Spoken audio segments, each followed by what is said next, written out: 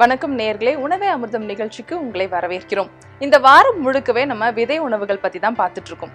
பூவோட நிலைகள் அப்படின்னு நம்ம எடுத்துக்கிட்டோம்னா முதல்ல பிஞ்சா இருக்கும், அப்புறம் காயா இருக்கும், அப்புறம் கனியா இருக்கும். அதே மாதிரி தாங்க பாலும். முதல்ல பால், அதுக்கப்புறமா தயிர், அதுல இருந்து வெண்ணெய் எடுப்போம், அதுக்கப்புறம் நெய்யாகும். ஸோ அதோட கடைசி ப்ராடக்ட் மோர். ஸோ அந்த மோரையும் இந்த பூவோட கடைசி ப்ராடக்டான பழத்தையும் சேர்த்து நம்ம இன்னைக்கு ஒரு கலவை பண்ண போறோம். இந்த வாரம் முழுக்கவே நம்ம விதை உணவு பார்க்கறதுனால அரிசி விதையும் இதுல சேர்த்து நம்ம ஒரு கலவை செய்ய போறோம்.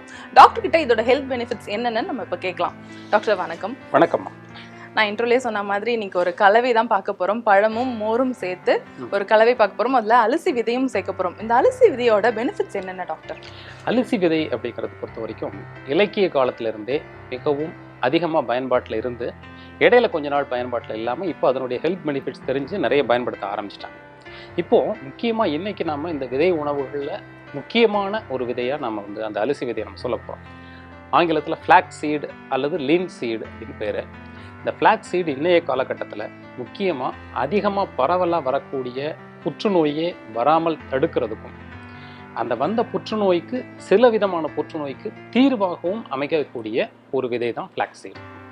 பலவிதமான உணவுப் பொருட்கள் அந்த கேன்சர் செல்ஸை அட்டாக் பண்ணி, அதாவது கேன்சர் செல்ஸின் மேலே வினை புரிந்து அதை பரவாமல் தடுக்கிறதுக்கும் உருவான கேன்சர் செல்ஸை அழிக்கிறதும் இருக்கிறதா நாம் பார்க்குறோம். அதில் ரொம்ப முக்கியமான உணவுப் பொருளாக நாம் இந்த ஃப்ளாக் சீடை பார்க்குறோம். இந்த கேன்சர் தடுப்பு அல்லது கேன்சர் வந்ததுக்கு மருந்து அப்படிங்கிற ரெண்டு விதத்துலையும் இந்த விதை பயன்படுத்துறதுனால இது ஒரு முக்கியமான பொருளாக நாம் இன்றைக்கி இதை எடுத்துருக்கோம். டாக்டர், நீங்கள் இப்போ கேன்சரை பற்றி சொன்னீங்க. இப்போ எல்லாருக்குமே ஒரு பயம் இருக்குது, நமக்கு கேன்சர் வருமோ அப்படின்னு. இப்போ சமீப காலங்களில் நிறைய வருது. அதுக்கு எது காரணம் என்ன? அது இந்த காலகட்டத்தில் ஒரு 20-30 ஆண்டுகளில் இந்த புற்றுநோயினுடைய எண்ணிக்கை பார்த்திங்கன்னா ரொம்ப அதிகமாக இருக்குது. அதை பாரம்பரியமான நிலையில், அதாவது கலாச்சாரங்கள்லேருந்து மாறுபடாத சமுதாயங்களில் பார்த்திங்கன்னா அந்த புற்றுநோயினுடைய எண்ணிக்கை குறைவாக இருக்குது. நம்ம ஸ்டாட்டிஸ்டிக்கலாக எடுத்து பார்க்கும்போது புதுசாக விஷயங்களை பயன்படுத்தக்கூடிய புதிய ஒரு முயற்சிகளில் புது உணவுகளை பயன்படுத்தக்கூடிய அந்த சமூகத்தை நம்ம பார்க்கும்போது இந்த கேன்சருடைய எண்ணிக்கை அதிகமாகும். உணவு தான் மிக முக்கியமான இந்த கேன்சர் உருவாவதுக்கு காரணமாக அமையுது அப்படிங்கிறது பல ஆய்வுகள் நமக்கு தெரியுது. குறிப்பாக நம்ம சொல்லணும்னா மாறுபட்ட உணவுகள், ஜெனட்டிக்கலி மாடிஃபைடு ஃபுட்ஸ். இப்போது இந்த விதை இல்லாத பழங்கள் நிறைய கிடைக்குது, அதே மாதிரி விதை இல்லாத காய்கள் நிறைய கிடைக்குது. இந்த மாதிரியான ஜெனட்டிக்கலி மாடிஃபைடு உணவுகளை நம்ம பயன்படுத்தும் போது அது கேன்சர் உருவாகிறதுக்கு ஒரு வழியை கொடுக்கும். அதே மாதிரி இந்த உணவினுடைய சுவையை கூட்டுறதுக்கும் அதனுடைய மணத்தை கூட்டுறதுக்கும் அதனுடைய நிறத்தை பொலிவாக காட்டுறதுக்கும் அதில் சேர்க்கப்படக்கூடிய பலவிதமான வேதிப்பொருட்களும் இந்த கேன்சர் உருவாகிறதுக்கு ஒரு காரணமாக இருக்குது. அதாவது செயற்கை நிறமூட்டிகள் நல்ல கலராக இருந்தால் தான் சாப்பிடுவாங்க சில குழந்தைங்க. அதே மாதிரி சிகப்பு கலர், பச்சை கலர், பலவிதமான வண்ணங்களில் முழுவதும் கேன்சர் உருவாகிறதுக்கான கெமிக்கல்கள் அதில் இருக்குது, வேதிப்பொருட்கள் இருக்குது. செயற்கை சுவை கூட்டக்கூடிய பலவிதமான உப்புக்கள் இப்போ கடையில் கிடைக்குது. அந்த உப்புக்களாக இருக்கட்டும், செயற்கை இனிப்புகளாகட்டும், அல்லது செயற்கையான காரச்சுவையை கொடுக்கக்கூடிய பொருட்களாகட்டும், அத்தனையுமே இந்த கேன்சரை உருவாக்குவதற்கு ஒரு காரணமாக அமையுது. அதே மாதிரி மனம் உருவாக்குறதுக்கு இது எல்லாமே இந்த கேன்சர் உருவாகிறதுக்கு ஒரு வழியை கொடுக்குது. இன்னைக்கு அரிசி விதையை வச்சு என்ன டிஷ் பண்ண போகிறோம் டாக்டர்? நீங்கள் முதலே சொன்ன மாதிரி அந்த பழங்கள், மோர், அதில் நம்ம அரிசி விதையை நம்ம கலந்து அரிசி விதை பழக்கலவை அப்படிங்கிறத நம்ம செய்ய போகிறோம். நிச்சயமா டாக்டர், நீங்கள் சொன்ன அந்த பழக்கலவை இப்போ நான் செஞ்சு பார்க்க போகிறேன். செஞ்சதுக்கப்புறம் அதோட ஹெல்த் பெனிஃபிட்ஸ் என்னென்னு நீங்கள் சொல்லுங்கள் டாக்டர். ஸோ நேர்களே, இப்போ டாக்டர் நமக்கு என்னென்ன செய்யணும், எப்படி செய்யணும், அரிசி விதையை வச்சு நமக்கு சொல்லிட்டாரு. நான் இப்போ போய் அரிசி விதையை வச்சு பழக்கலவை செய்ய போகிறேன். அது எப்படி செய்யணுங்கிறத பார்க்கலாம்.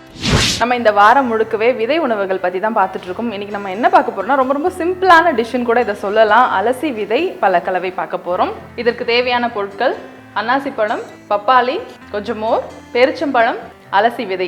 அரிசி விதைனா நீங்கள் எதுவும் புதுசுன்னு நினச்சிக்க தேவையில்லை. நம்ம அது ஃப்ளேக் சீட்னு சொல்லுவோம். எல்லா சூப்பர் மார்க்கெட்லேயும் கிடைக்கும். ஒமேகா 3 ஃபேட்டி ஆசிட் இதில் நிறைய இருக்குன்னு கூட சொல்லுவாங்க. குழந்தைங்கள்லேருந்து பெரியவங்க வரைக்கும் எல்லாருமே சாப்பிட்லாம். இதுதான் அது. இது என்ன பண்ணிக்கணும்னா முதல்ல இதை பொடி பண்ணிக்கணும்.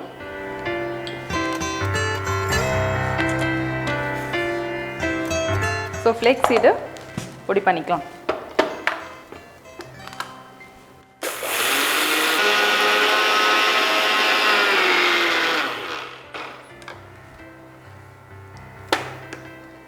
ஸோ நல்லா பொடி ஆயிடுச்சு. இது ட்ரையாக தான் இருக்கும், ஆனால் நம்ம ஈஸியாக பொடி பண்ண முடியும்.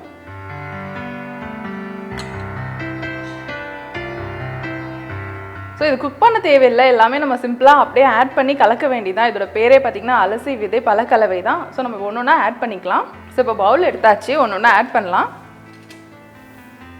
முதல்ல பப்பாயா எடுத்துக்கலாம்.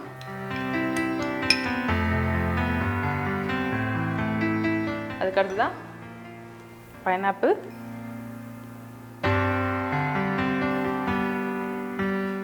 இது நான் ஏற்கனவே தோலெல்லாம் எடுத்துட்டு பொடியாக சாப் பண்ணி வச்சுருக்கேன்.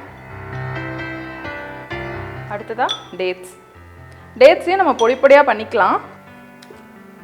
ஸோ டேட்ஸ் பொடி பொடியாக கட் பண்ணிக்கிறேன். டேட்ஸில் நிறைய வெரைட்டி இருக்குது, உங்களுக்கு எது பிடிச்சிருக்கோ அதை ஆட் பண்ணிக்கலாம். இல்லை ஸ்வீட் தனியாக எதுவும் நம்ம ஆட் பண்ண வேண்டியதில்லை, ஏன்னா டேட்ஸில் இருக்க ஸ்வீட்டே போதும். இதுவும் நம்ம ஸ்வீட்டுக்கு ஏற்ற மாதிரி டேட்ஸும் நிறைய வேணும்னா நிறைய சேர்த்துக்கலாம், கம்மியாக வேணும்னா கம்மியாகவும் சேர்த்துக்கலாம்.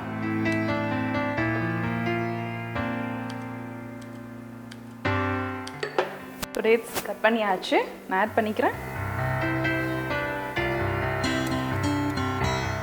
அதுக்கடுத்து தான் ஃப்ளேக்ஸ் சீடு வந்து அரைச்சி வச்சிருக்கோம் இல்லையா, அது. நம்ம வெறுமனே ஃப்ளேக்ஸ் சீட் சாப்பிட்ணும் அப்படின்னா நம்ம எல்லாருக்குமே கஷ்டமாக இருக்கும். இந்த மாதிரி எதோடையாவது சேர்த்து நம்ம சாப்பிடும்போது நமக்கு ஈஸியாக சேர்ந்த மாதிரி இருக்கும், நமக்கு தனியாக சாப்பிட்ட ஃபீலும் இருக்காது. இதை நல்லா மிக்ஸ் பண்ணிட்டேன். இப்போ மோர் சேர்த்துக்கலாம்.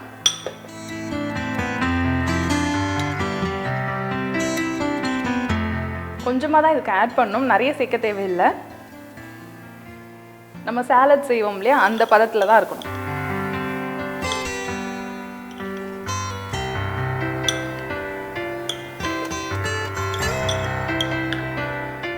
இப்போ அழகாக மிக்ஸ் பண்ணியாச்சு, அந்த சாலட் பதத்தில் இருக்குது. இப்போ பார்த்திங்கன்னா உங்களுக்கே தெரியும்.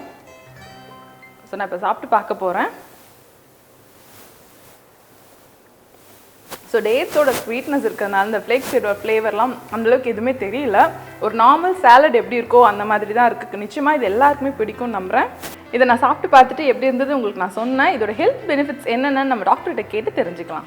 அரிசி பழக்கலவை எப்படி செய்கிறோம் அப்படிங்கிறத நம்ம இப்போ பார்த்தோம். அதோட ஹெல்த் பெனிஃபிட்ஸ் என்னென்னு இப்போ நம்ம டாக்டர்கிட்ட கேட்டு தெரிஞ்சுக்கலாம். டாக்டர், நம்ம இப்போ அதை எப்படி செய்தோம்ன்றதுலாம் நம்ம பார்த்தாச்சு. அதில் எதுக்கு டாக்டர் மோர் சேர்க்கணும்னு சொன்னீங்க? பொதுவாக இந்த கேன்சர் ப்ரிவென்ஷனில் பலவிதமான ஆய்வுகள் நடந்துட்டு இருக்கு. இந்த கேன்சர் ப்ரிவென்ஷனுக்காக ஒரு ஆய்வாளர் என்ன செஞ்சிருக்கிறார் அப்படின்னு சொன்னால், இந்த அரிசி விதையும் காட்டேஜ் சீஸ், நம்ம ஊரில் பனீர்னு சொல்லுவாங்க, அது ரெண்டையும் சேர்த்து கூழாக்கி இந்த பழ கலவையோடு சேர்ந்து சாப்பிட்டிங்கன்னா இந்த கேன்சரை வந்து தடுத்துக்க முடியும் அப்படிங்கிற ஒரு கருத்தை அவர் சொல்லியிருக்காரு. நம்ம ஊரில் இந்த கிடைக்கக்கூடிய பனீர் அல்லது வீட்டில் செய்கிறது அப்படிங்கிறதுலாம் கொஞ்சம் கடினம் அப்படிங்கிறதுனால எங்களுடைய மருத்துவமனையில் மோரும் அரிசி விதையும் கலந்து கொடுக்கும்போது அந்த கேன்சர் நோயாளிகளுக்கு நன்மைகள் கிடைக்கிறத நாங்கள் பார்த்தோம். அப்படிங்கிறதுனால மோரும் அரிசி விதையும் கலந்து அதை சுவையாகவும் கொடுக்கணும் அப்படிங்கிறதுனால பழத்தோடு சேர்த்து கொடுக்கணும், சுவையாகவும் கொடுக்கணும், அதனுடைய நன்மைகளும் கூட கிடைக்கணும் அப்படிங்கிறதுனால இந்த கலவை சிறப்பாக நாம் இந்த இதில் செஞ்சுருக்கோம். அதனால் மோர், பழம், அரிசி விதை இந்த மூன்றும் சேர்ந்த கலவை அப்படிங்கிறது வந்து மிகச்சிறந்த உடலின் எதிர்ப்பாற்றலை கொடுத்து இந்த சில விதமான கேன்சருக்கு எதிராக செயல்படக்கூடிய ஆற்றல் இந்த கலவைக்கு உண்டு. டாக்டர், 1+1 is more than 2 அப்படின்னு சொல்லுவாங்க. ஸோ நீங்கள் சொன்ன இந்த பழக்கலவையில் பொறுத்த வரைக்கும் நம்ம தனித்தனியாக நம்ம பார்த்தோம்னாலே இதோட ஹெல்த் பெனிஃபிட்ஸ் நிறையவே இருக்குது. ஸோ இது மூணுமே சேரும்போது எந்த அளவுக்கு ஆரோக்கியத்தை கொடுக்கக்கூடியது? நிச்சயமாக இப்போது பழங்காலத்துலேயும் சரி, இக்காலத்தில் ஆய்வுகள் இப்போ ஃபார்மகாலஜிக்கல் ஸ்டடீஸ்லையும் பண்ணும்போது பார்த்திங்கன்னா அடிட்டிவ் எஃபெக்ட்னு ஒன்று உண்டு, சைனர்ஜெஸ்டிக் எஃபெக்ட் அப்படின்னு உண்டு. அடிட்டிவ் எஃபெக்ட் அப்படிங்கிறது வந்து ஒன்றும் சேர்ந்தால் அந்த ரெண்டு பலன்களை தான் கிடைக்கும். சைனர்ஜெஸ்டிக் எஃபெக்ட் அப்படிங்கும்போது ஒன்றையும் சேர்த்து ரெண்டு பொருளை சேர்த்து பயன்படுத்தும் போது அந்த ரெண்டினுடைய நன்மைகள் பல மடங்கு அதிகமாகிறது அப்படிங்கிறது தான் சைனர்ஜெஸ்டிக் எஃபெக்ட். அந்த சைனர்ஜெஸ்டிக் எஃபெக்ட் கிடைக்கக்கூடிய ஒரு கலவை தான் நீங்கள் செஞ்சுருக்கீங்க. பழங்களை தனியாக சாப்பிட்டாலும் நன்மை தான், மோரை தனியாக சாப்பிட்டாலும் நன்மை தான், அரிசி விதையை தனியாக சாப்பிட்டாலும் நன்மை தான். இது மூணுமே தனித்தனியாக சாப்பிடும்போது கேன்சரை எதிர்க்கக்கூடிய ஆற்றலை உடம்புக்கு கொடுக்கும். இந்த மூணும் சேரும்போது நிச்சயமாக 3 மடங்கு இல்லாமல் 30 மடங்காக இருக்கலாம் அல்லது 50 மடங்காக இருக்கலாம். அந்த அளவுக்கு மிகச்சிறந்த கலவை. ஒன்றினுடைய தன்மையை ஒன்று மேலே கூட்டும். நான் ஏற்கனவே சொன்ன மாதிரி மோரும் அரிசியும் சேர்ந்து ஒரு புது விதமான நன்மையோட கிடைக்கும். அதே மாதிரி பழங்களில் நீங்கள் சேர்க்கும் மாதிரி பேரிச்சம்பழம், அன்னாசி இது மாதிரியான பழங்கள்லாம் அதில் சேரும்போது அதனுடைய நன்மைகள் பெருவாரியாக நன்மையாக இருக்கும். அதனால் அந்த 3னுடைய கலவை கேன்சரை மட்டும் இல்லாமல் இந்த காலத்தில் அச்சுறுத்தலாக இருக்கக்கூடிய பலவிதமான நோய்களை எதிர்க்கக்கூடிய ஆற்றலை உடலுக்கு கொடுக்கும். ஸோ டாக்டர், கேன்சருக்கே இந்த பழக்கலவை எந்த அளவுக்கு ரெமடியாக இருக்கும்னு சொன்னீங்க. இந்த கேன்சருக்கே இது இவ்வளோ ரெமடி கொடுக்கும்போது மற்ற நோயெல்லாம் இதுக்கு முன்னாடி நிற்காதுன்னு நம்புகிறோம். இன்றைக்கி எங்களோட வந்து அரிசி விதை பற்றி ஹெல்த் பெனிஃபிட்ஸ் நிறையவே சொன்னீங்க. ரொம்ப தேங்க்ஸ் டாக்டர். நன்றி. சத்யா வழங்கும் 500 ரூபாய் மதிப்புள்ள கிஃப்ட் கூப்பனை பெறும் 2 அதிர்ஷ்டசாலி நேயர்கள். முதல் நேயர் ஆர் சரசா, கிருஷ்ணகிரி. பாகற்காய் பொரியல் செய்கிற போது சிறிதளவு கடலை பருப்பையும் ஊற வைத்து மைய அரைத்த பிறகு இந்த விழுதை இட்லி தட்டில் வைத்து ஆவியில் வேக வைக்கவும். பாகற்காயை வதக்கும் பொழுது இந்த மாவையும் உதிர்த்து வதக்கினால் பொரியல் இன்னமும் ருசியாகவும் மணமாகவும் இருக்கும். இரண்டாவது நேயர் நந்தினி, நெய்வேலி. கல் உப்பு கலந்த நீரில் முழு ஆப்பிளை அரை மணி நேரம் போட்டு வைக்கவும். பிறகு சுத்தமான நீரில் கழுவி தோலோடு சாப்பிட்டால் எந்த ரசாயன நச்சுத்தன்மையும் நம்மை தாக்காது. ஸோ நேர்களே, இன்னைக்கு அரிசி விதை பழக்கலவை பற்றி பார்த்தோம். அதோட ஹெல்த் பெனிஃபிட்ஸ்லாம் இன்னைக்கு நல்லாவே தெரிஞ்சுக்கிட்டோம். நம்ம மீண்டும் நாளை மற்றொரு விதை பொருளோட உங்களை நாங்கள் சந்திக்கிறோம். நன்றி, வணக்கம்.